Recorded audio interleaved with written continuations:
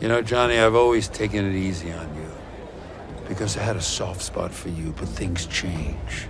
Yo, I got questions. but starting off first of all, part two is, again, it is, you guys are up in the stakes, you're up in the level constantly, and I'm loving it. One thing that I really love seeing that, doesn't give away too much is the fact that, we're seeing all these different dojos, we're seeing all these cultures from all over the world. What was the most challenging aspect of, you're creating all these new characters, all these new dynamics, but also looking at like how is karate reflected in the rest of the world as they all come together? I mean, this was a huge undertaking for everybody in our filmmaking process, from starting in the writer's room with, our group talking about, okay, how many teams are there going to be? Which countries should they be from? Which characters are we going to be focusing on? And we wanted this to be more than just Miyagi-Do versus Cobra Kai for a change. We wanted this to be something where there's new fighters that are involved in a big way on the show, and then there's fighters that are involved in a few fights here and there, but they need to have enough involvement with our characters that when the big melee happens, that we remember who those characters are. There was so much going on with that. So when we're planning the different kinds of fights, it was thinking about, from a character standpoint, where everybody is, from a tournament standpoint, doing something that's different than you've ever seen before, because we wanted this to not be the All Valley all over again. We wanted to have all sorts of surprising events. Working with our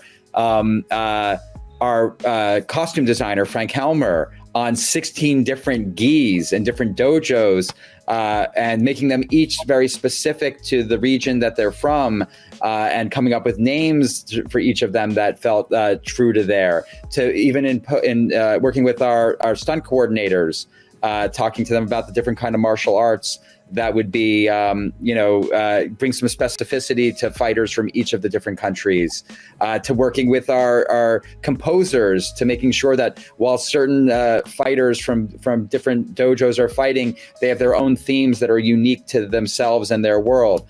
This was something that was a big undertaking with people from the beginning of our process to the very end of the process, and it's something that we couldn't be more proud of. Well, talk about, because I've always loved the stunt coordination on this team. And again, major shout out to all of them, because again, you guys are always, each season, I feel you guys are always outdoing each other of raising the stakes, setting up the fights differently. So go through with me how, like, you guys, because you're dealing with the biggest tournament of all time in karate. So how much you have to look back at previous season being like, okay, how do we go from this up to here, if that makes sense? Yeah, I mean, we are fortunate and blessed to work with Ken Bearfield and Don Lee, just the best in the business in terms of the care, the attention, not just the fight design, but the cultural attention to making sure that each dojo's karate or martial arts is connected in a grounded, believable and authentic way to where those martial arts came from. And the idea of putting on a world tournament, we started buttering them up in season 5 as we were laying the groundwork for this. So they were thinking all the way from late 2021 into the beginning of 2024 when we filmed this, in terms of what we might write and how they might think about this. So the moment we started actually designing the action and designing the events and figuring out for ourselves what story we needed to tell within the Sekai Taikai, they were yes-anding everything. They were willing to go as big as we can go, and our production obviously has limits. We're a television show that needs to come in on a schedule. We can't just shoot, that, some of these things, you want to have the 40 long nights that they had to shoot, one episode of Game of Thrones, maybe more. But, we don't have that luxury. So we have to be scrappy. We have to be efficient. Everybody has to be well choreographed, well rehearsed. We don't have time to do that on the day. And, not only are we, thankful and lucky to have that stunt team, but our actors are game for all of that. They come in on the weekends, they stay late, they come in early, they use their lunch hours to go to the dojo that we keep, at the stages, which, has, a sensei, in his own right, and Master Tony, training them. So, just round the clock, there is stunt action happening. And when the cameras roll, it's the opportunity to hopefully present something new and present something unexpected and present something really cinematic. And that was everyone's goal. Speaking of, the kids coming in, again, because, having now seen them grow up, through the show, like seeing them now, like, when they were coming in, they're learning all of these techniques. And how is it for you guys? How rewarding is it for you to see, like, oh my God, like some of these things that they're learning now is becoming so much easier for them? Because again, I love the fact that we have a lot of actors that, of course, they can act. That's great, but also like they really seem to learn all this fighting styles very naturally. So can you talk about like just we get a little sentimental for the final season? Absolutely. Yeah, it is an amazing feeling. And there's so many feelings that you have when you see these actors get better at martial arts season by season, all culminating in this final season where they're all at their best. And, some of them are more athletic than others, but all of them pretty much started with no experience in this world. So to see by season 6, this journey that they've been on, and seeing these fight sequences and the skills that they have, remembering back to the first season where you would have to hide certain aspects of, performance and use stunt doubles. And now you can, play out whole scenes with the actual actors without doubling them. It's an amazing feeling on the sentimental side. You realize just this journey that you've been on, and it's something that's really special that you don't, we've made movies before, all three of us, and this is something that you really only get on a hit show where you that goes on for multiple seasons, and you see this evolution, and it's something that's just right there in front of you. You're just like, oh my God, did you just see what so-and-so did? And whether it's someone like Mary Mauser, who, in another world could have probably never had a fight sequence in anything in her career, now being at a place where she's just embraced the martial arts so much and the practice and the training so much that she could be doing these amazing things that you never would have seen season 1. It's just, you can't help but feel her own excitement on these new skills that she's learned on the show, but also just not sentimentally, just as filmmakers and creators, it's just awesome to now have these resources and to have actors who are able to take things to the next level. So there's moments with Tanner, who's one of our more athletic actors on the show that are as amazing as anything we've seen. They like he's gotten to that place, I feel like, where Stallone and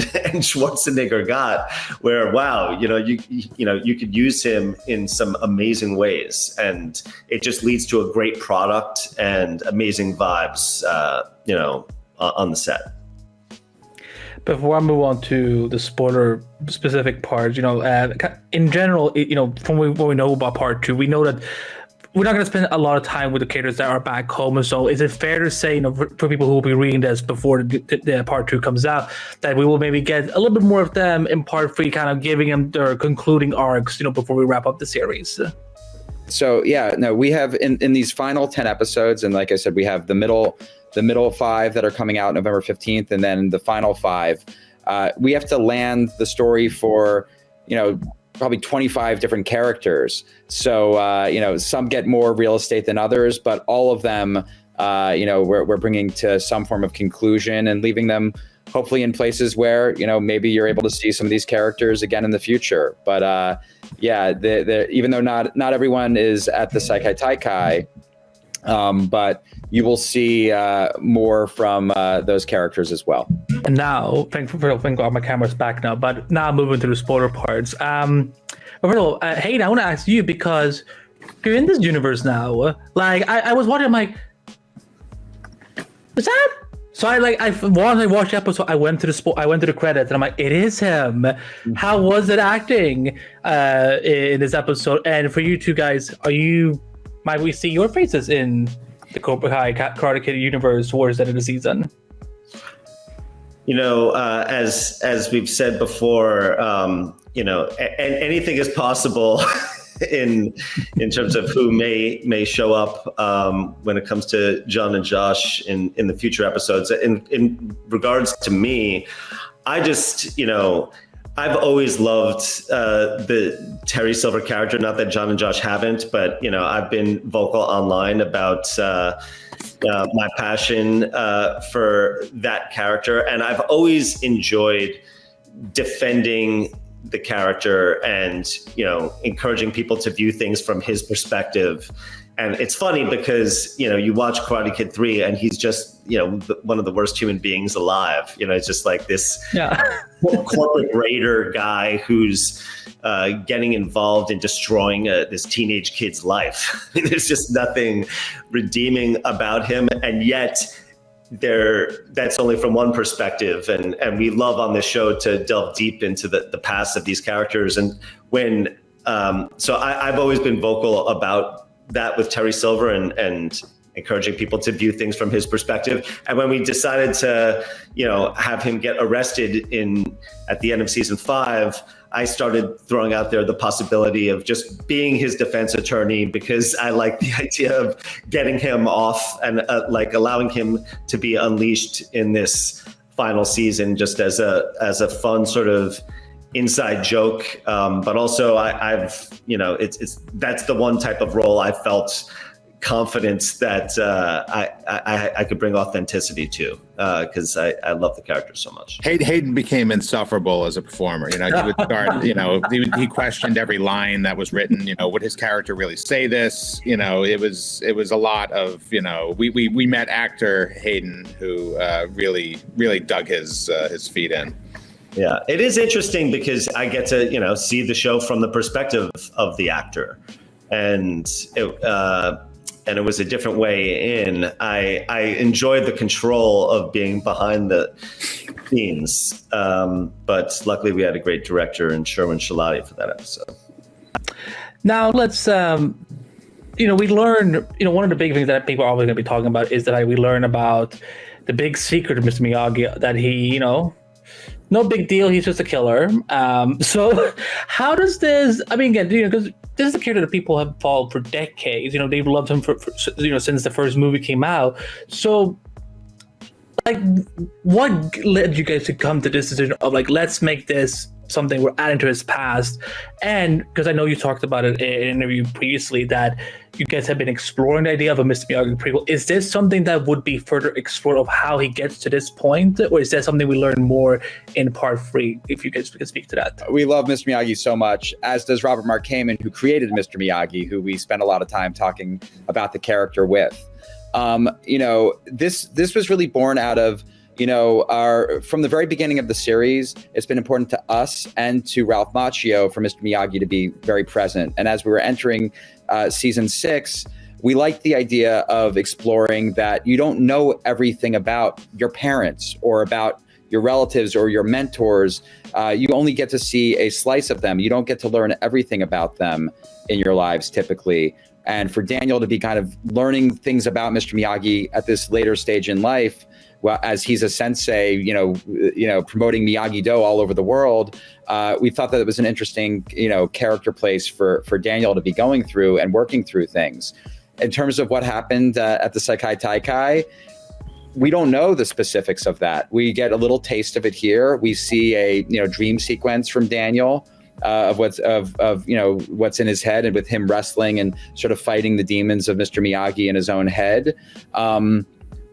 But we're learning some things from Miyagi's past that may have informed the man that he became in the future. In terms of, would this kind of thing, show up in a potential Mr. Miyagi series? Potentially not. But I think, the bigger thing for us is that Mr. Miyagi had a life well beyond what we just saw in the Karate Kid films. You only got to see like a small slice of his life, and you got to hear a little bit more about things. He was in war. This is somebody who had a lot of life experience beyond, teenage karate tournaments in the Valley. And his life was complicated. So whatever happened at the Seikai Taikai in the past is something that, as of right now, we only know a little bit about. Perhaps we'll learn more about it as time goes on. And then, of course, I have to ask about, again, because there's a reason I've been watching episode 10 on a loop since the weekend, which is were there a lot of conversation about, one, doing a major character death like this, like we did with Quan, and was it always going to be him, or like how did, like, because even though Cobra Kai gets very violent, death is not really something we've always dealt with in this show. So why now? And like, walk me through that process, because again, I'm pretty sure Twitter's gonna be on fire on number 15 when they get to that point in the day.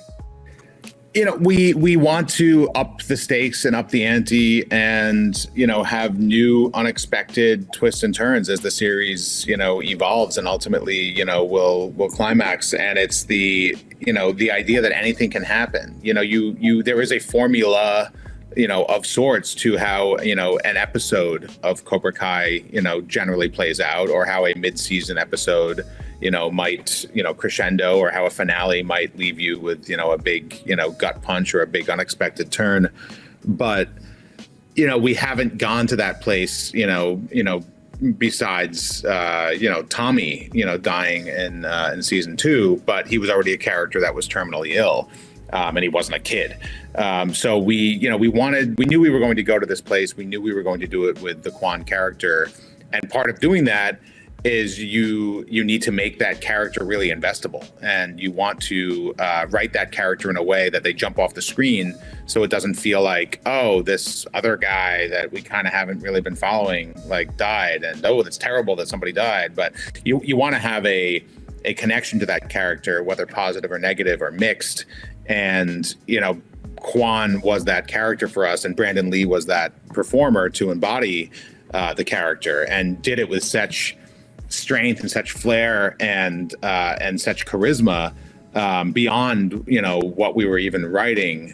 He was bringing an energy and bringing that je ne sais quoi to that performance that was more than we could have asked for. So by the time we got there, it was bittersweet, because you start imagining, we can continue to write to this character, because he's such a great fly in the ointment and such a great wild man, but at the same time there was a method to the madness and a reason why we were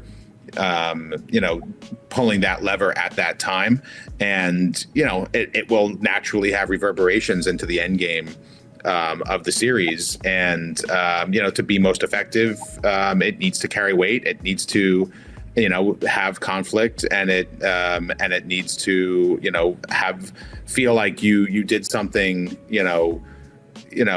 very surprising to a character that feels like there was more meat on the bone to mine, and it wasn't just, okay, we've done everything we can with this character and now here's the end. Sometimes you need to zag when people are expecting you to zig.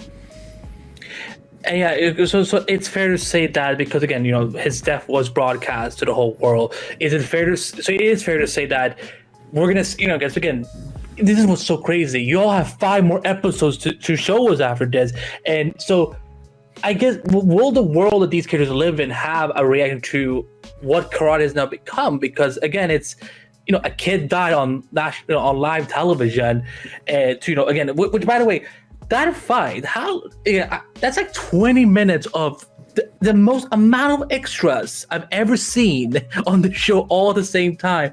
So how will this, what kind of repercussions will this have? Because, at this point, it's no longer just about a tournament. It's about, I guess, the politics and state of karate. Yeah, I mean, that's something that we talked about in the room. What is going to be the reaction to this karate match? Because it's not just a rumble in the streets. This is something that's televised. This is something that is being billed as a major sporting event. So you would imagine this would be on the news cycle afterwards. You would imagine that people would be talking about it afterwards. And so, there are different ways that can reverberate and have an effect on the characters that exist in our world. And we're not going to spoil anything, but that is a big part of the final 5 episodes. And it was always by design to make it where everything is in disarray and unresolved at the end of episode 10. It's the last episode that we're going to have the ability to keep things unresolved. Spoiler alert, we resolve most things on the show, but when we finish the thing off, we don't want to leave this series with everyone feeling like, okay, well, nothing was tied up. And so we really like the idea of just blowing everything up where you just don't know what's going to happen next, not just for the characters, but for the sport itself. And for my final question, how many days did that sequence, that big show, that big fight take? Because I'm like, first of all, I'm glad that we're not in like COVID restrictions anymore, because there's no way we could have ever had this 2 seasons ago. So how many days did this take to make happen? I don't remember the exact number of days. I think 4. I want to say 4. 4. Like yeah. It was bearing down on us, like with how are we going to do this? We would have to prepare for those 4 or maybe 4.5 days for about a month. Yeah, there was so much that went into it, and we had so much fighting at that venue that it was just constant. So it's hard to compartmentalize everything. But yeah, it was. We did not have a whole lot of time in the grand scheme of things. When you look at how much is happening there, and as you say, the extras. We had a lot of the extras that we had were people who were martial artists of some sort, and then we also had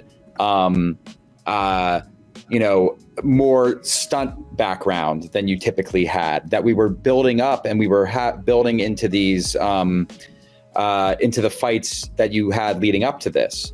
So in the 4 episodes leading up to that mid-season or whatever, the 6-10 finale, you're seeing different fights on the mats, and so not all of them are characters that you're focused on, but they are populating that world.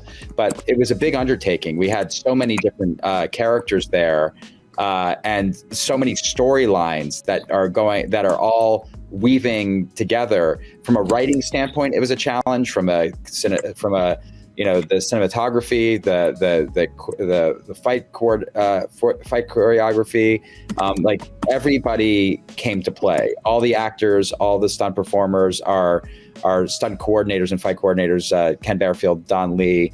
I mean, this is, how do they not win the Emmy for stunts comedy? This is in the comedy category. It's frankly shocking that they haven't won to this point. They've had many nominations. We've had nominations on the show over the years, but we're hoping that this is the one that gets done for them. Well, gentlemen, my time is up, but thank you congrats on another successful part. I cannot wait for part 3 to arrive. I think what a great way to go into the holidays with this with this finale. So I cannot wait to see what you guys have else cooking for these final 5. I hope they come sooner rather than later, because 2025 needs to get here already. So thank you very much. Awesome. Thanks so much. LaRusso just found out his sensei isn't who he thought he was. And I just found out mine is exactly who I thought he was, and I'm never getting rid of him. It sucks, but it doesn't change the fact that you turned a bunch of bullied kids into one of the most badass dojos this world has ever seen.